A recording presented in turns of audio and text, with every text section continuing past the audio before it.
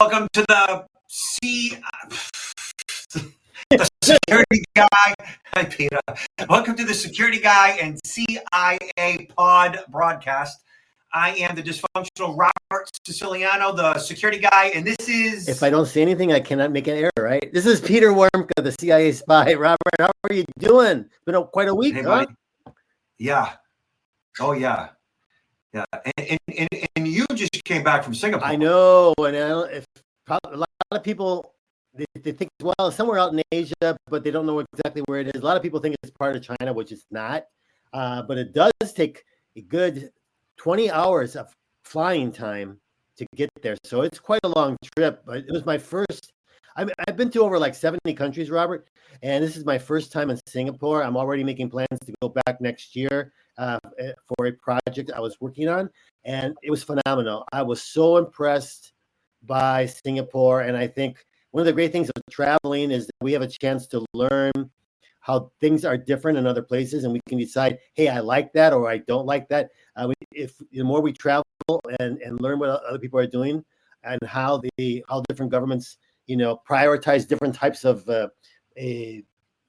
things, that I think we can benefit from it. Like for example, in Singapore, I was just amazed by the level of what I felt personal security. I just felt it so safe, to go around. It's so well organized, so clean, so green.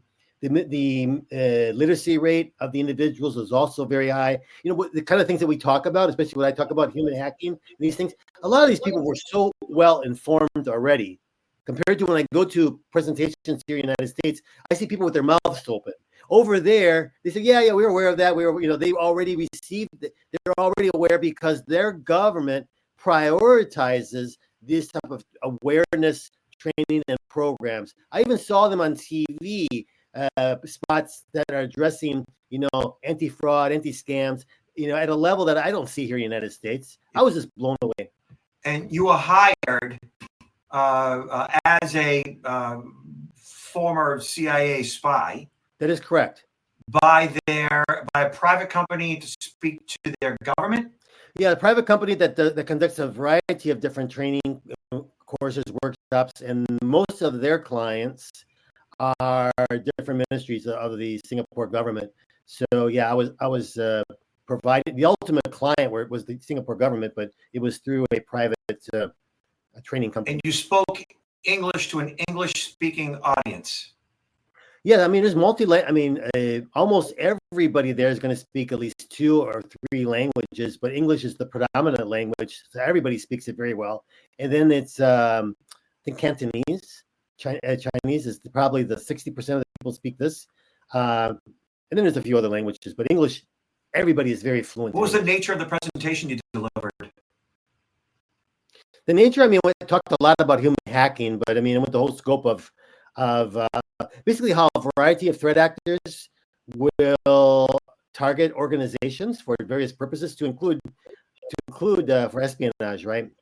Whether it's in criminal groups, industrial competitors, or even state actors. So we talked a lot about even how state actors are targeted by foreign intelligence services, and kind of we went through the whole asset recruitment cycle and everything. A lot of different components of this, and for some areas they were more interested in, and that's why I'm going to be developing more courses in regarding to this when I go back. Hopefully, they're already inviting me to come back next year, so I guess it was successful. Awesome, man. All right, so right here, Dark Reading says we've all been wrong. Phishing training doesn't work. Well, so a couple of things with that title, kind of loaded. I haven't been wrong. You haven't been wrong, because we both know that while phishing training actually does work, it doesn't work to the degree that the CIOs, CTOs, CISOs wish it would, is really how this title should go, or at least that's how the subtitle should read. Well, I would ask this question to you, Robert. What is the main reason that organizations contract with so many different suppliers providers of phishing training. And I mean, the number one reason to me is sort of like compliance. It's something that they can show to their shareholders, regulators. We have this program in place. Yeah. Compliance. That's it. Check the box. Yeah. But That's they're it. saying, according to this article, that it's not really working. It's only like increased like 1.7%. I mean, it's like crazy that it's such a little impact, according to the article. Yeah. Teaching employees to detect malicious emails isn't really having an impact. What other options organizations have? Well, I think that phishing simulation training is necessary and still needs to be conducted because it does create a level of awareness about that specific problem. And also, the various phishing simulation firms out there do provide additional forms of security awareness training that does go beyond phishing. But the general, I guess, static nature of that training, where they are just, watching either, a cartoon or, actors playing something out or screenshots and so forth, that one size fits all doesn't necessarily affect the learner the way the type of security awareness training that you and I provide, which would be considered dynamic, Mhm.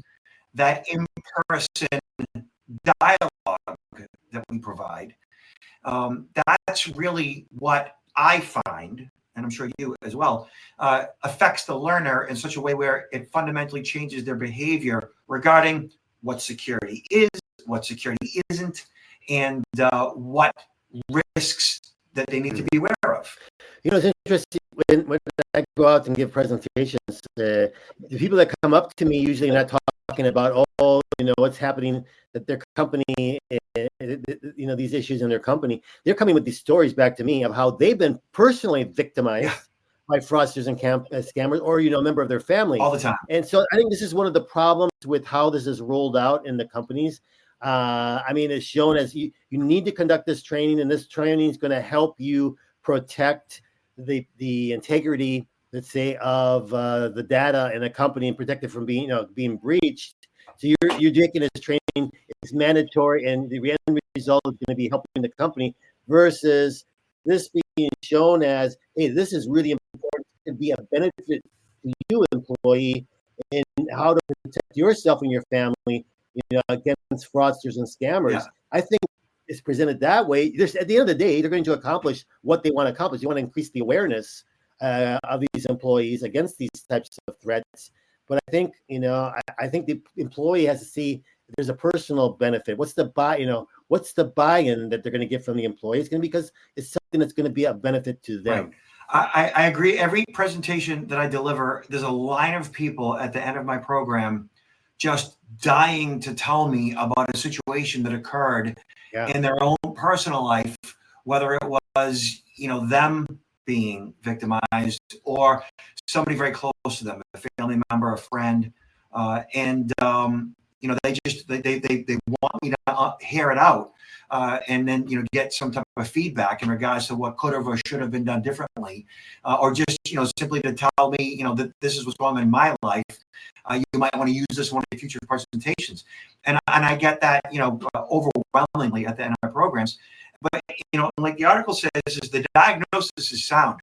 The overwhelming majority of cyber attacks do occur due to some form of human error, and an unwisely click link, a weak password, and the cure, which is being presented, is the occasional cybersecurity training obligations for employees, which is phishing simulation training. It goes on to say that, the big finding is that these standard out-of-the-box industry trainings are not efficacious in preventing users from clicking on emails in the future. She says that there's a lot of nuance there. Sure, they say that the idea of prioritizing awareness was very much predicated on the research itself. There were some studies in the 2000s and 2010s that explored this notion that teaching awareness is the path forward to protecting users. There's so much psychology and cognitive science research that all were bringing it into the security realm and saying we just need to make users aware. And most companies have provided, those regulators which you mentioned as that form of awareness training that checks that box, provides that compliance, and if they've done that, and they could show that they have the due diligence, in regards to and the patches and such, that they can show that, okay, you're good, and so there's less liability. And if that's what you're doing, okay, you're less actual problem. This article saying no. Right. I've heard a few presentations that get me really upset when I hear people that are, and nothing against selling technological products, but selling products saying that because the alternative, spending time on trying to educate or train employees is a waste of time, and it kind of infuriates me, thinking we're giving up on being able to train or educate people because they just can't learn, or they can't. Then let the robots come in. The march of the robots. Let them come in. We can't learn. We're dumb. Yeah, robots. No, I don't give up. I feel like at some level of making certain things worse in regards to this issue. And look, this ultimately is not a technology problem. It is a people problem, and it is managing human intelligence. And I still hear, criminal hackers are so sophisticated, and it's like, well, they are, but the reality of it is while the criminal hacker is, I guess, sophisticated, what they really are is more organized than ever, including employees and, of course, the general public don't want to deal with these issues. We don't want to look at security as being our responsibility, that ultimately, the government is going to protect me, or our job. That's not my job. Why do I have to do this stuff? Well, because there's data in which you are entrusted with that is primarily, to a certain degree, your responsibility if you're communicating it, outside of the company firewall, which in some cases the employees do, and of course being tricked into sharing that data in a variety of different ways, giving access to your passwords because you fell victim to some type of a scheme where you thought you were communicating with your CIO or CTO and so forth, and that is your responsibility to recognize risk in such a way where you're not going to be tricked in both your professional and, of course, your personal life. And if just professionally, which is what most security awareness training, including phishing simulation, does, if it's only presented from the perspective of professionally, then the employee is just not going to want to deal with that, because we are selfish or self-interested creatures that ultimately only care about ourselves, which, being selfish isn't necessarily a bad thing, to the degree where, like, you need to selfishly take care of yourself, family. Like, you have to get a good night's sleep. You have to nourish your body. You have to put the oxygen mask on yourself first when you're on the plane and the plane's, experiencing an issue, in order to take care of those around you. So it's important to be selfish in that regard, and presenting security awareness training from the perspective of how this is how it affects you personally is part of how you and I deliver a presentation. I guess if we go back to that title, of this article, we've all been wrong. Maybe we just take out the word phishing, we replace it with awareness training. Because it would work, but phishing training maybe not. The way it's being done doesn't work. But the awareness training itself is something we still have to. We still have to really, in my opinion, put a lot of more emphasis on. Yeah, and most trainers are out there, scaring the heck out of people, and they're saying, here are all the risks, and this is what you need to be doing, or else. And that fear will move the needle. It just makes most people put the covers over their head and function in a state of denial, like, okay, well, well, I just don't want to deal with that. It's just not going to happen to me anyways, so why bother? And they just kind of shut down. Yeah, and that doesn't work. Mm-hmm. It doesn't. It never has security awareness training from a very empathetic point of view. That, like, okay, so like here's the reality of this. There always has been, there is, and there always will be this criminal element out there. It's just the way it is. Like, since the beginning of time, there's always been snake oil sales. There's always been, Ponzi schemes, and given instinct to trust one another based on being an interdependent species. That's how we roll. And they exploit that trust in such a way that, they twist the truth ever so slightly, because we want and need to trust others. And as long as we understand that that's how it works, and we evolve to recognize risk in such a way where, what, the likelihood of these things happening to me isn't like overwhelming, but it's possible. And so if I recognize risk in such a way where, okay, if I begin to see risk around us, and so we just have to be just paying that much more attention, small little changes in our behavior and our awareness, so that when that risk comes to us, we understand what those signs are, and we do something about it, opposed to function in a state of denial. Right.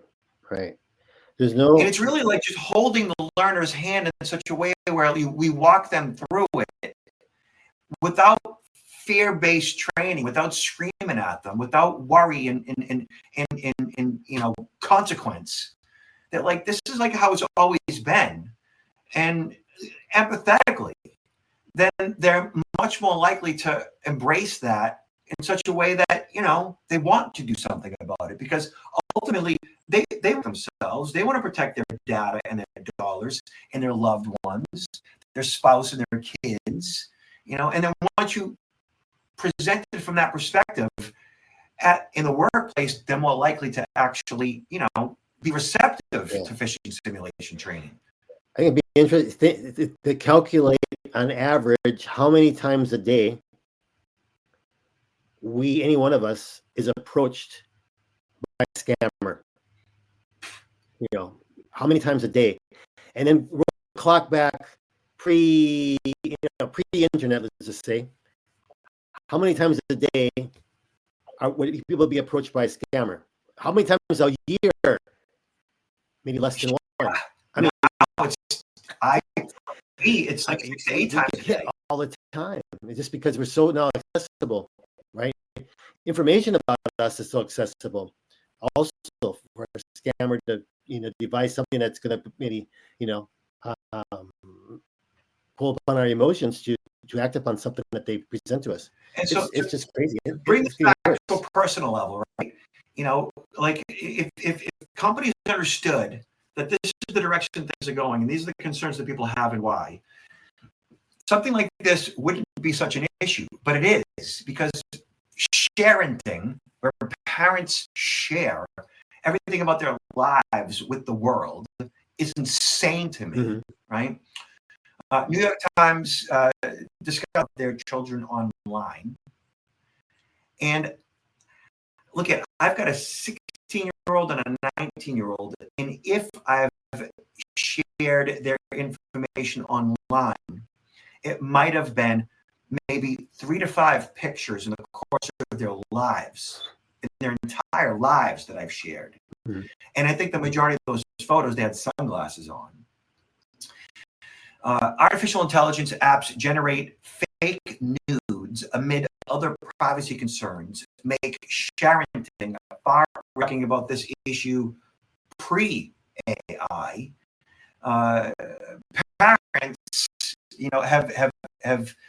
have joined many parents have joined the Never Post camp because of a more recent threat. Apps that can automatically generate deep fake nudes with anyone's face using generative artificial intelligence, the technology powering popular chatbots. And again, I have not since birth, the so-called nudifier apps are simple and cheap for anyone to use, with some even offering free trials. The author took a look at some of them. These apps are being widely used by students in schools, and for victims, having artificially generated nudes of them out in the wild has been as traumatizing as it would be if the photos or videos were real. To post non-consensual fake nudes online, there's nothing stopping people from using the nudifier apps, which have proliferated on the web. Dozens of the nudifier sites taking in millions of dollars a year. And once something like that is shared online, even if it's AI, the doubt is then instilled in the viewer. The doubt meaning was this AI, or did that person actually allow themselves to be, videotaped or photographed? Was it AI, or did they just do it? And then if it was a child, then the doubt goes back to the parent. Well, where is the parent when their child was engaged in this behavior? What kind of parents would allow their kids to do that? Why didn't the parents have access to the kid's device? And now the family is canceled in their community. It is. It's awful. I think on another level, but I don't know if they've ever approached it this way. You said that there's a law that criminalizes individuals that produce, unless you are, in some of these cases, if this is a minor, and now they have created images of videos of them, nude, that would be considered child porn. But then I suppose it could be argued, well, it is not real though. It's not real images of real people. And so from a standpoint of being able to prosecute it, I just think the laws, there's so many loopholes in these laws also that make it difficult to really prosecute the producers and or the consumers of this type of thing. Yeah. One of the sources, says it's everywhere.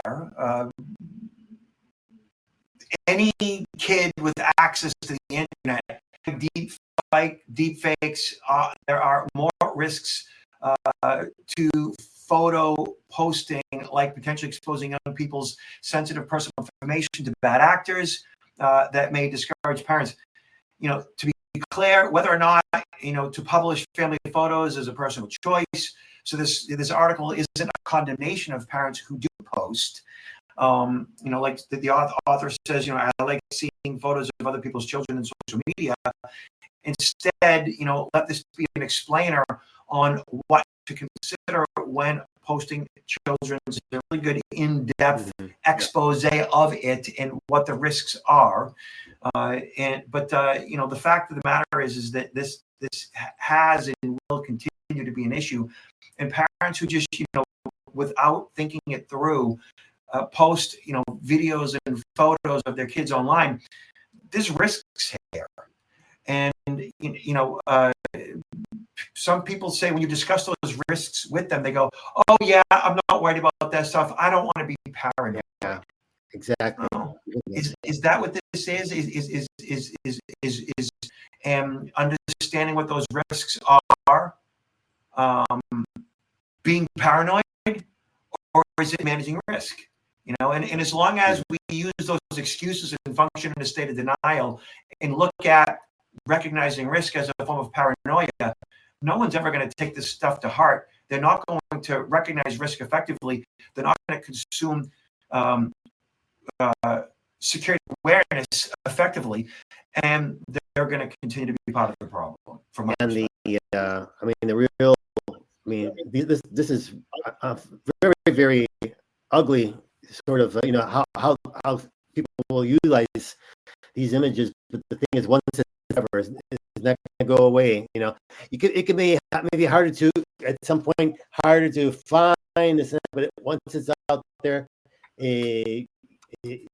people are always going to people who are victimized are always going to have this fear. My image is out there. Who's seeing it? How is it going to? How might it resurface again? Peter, what do you got going on? Where can people find you? Well, I'm just trying to recover from this trip. I'm still sleepy, not caffeine, but anyway, I'm working on a lot of things, a lot of presentations in the next couple of months here, even in the United States. And so you can find me on Counterintelligence. And if you haven't got them yet, there's 2 books out there: Confessions of a CIA Spy, The Art of Human Hacking, and Why Are You Messing With Me, which is becoming more and more popular now because it's geared really for seniors and helping them to better understand how to protect themselves against fraudsters. Yeah. And there's Peter's LinkedIn page, 7,200. All right. So, and me, I am at, as most of you know, protectnowllc.com. Fall has filled up quite a bit. I actually just booked a really nice gig with the Speakers Bureau, 3 consecutive events in September, October, and November to a large distributing company and all their distributors. Great, which is really cool. Yeah. So protectnowllc.com, and you guys can check out any e-learning, contact me, and so forth. Peter, be safe, protect you, look out for yourself, and look out for others around you, because many times people are not really paying attention, and we can really help them. Be empathetic and watch out for each other. And like as my dad says, be good, behave, and be careful. And we'll talk to you all later.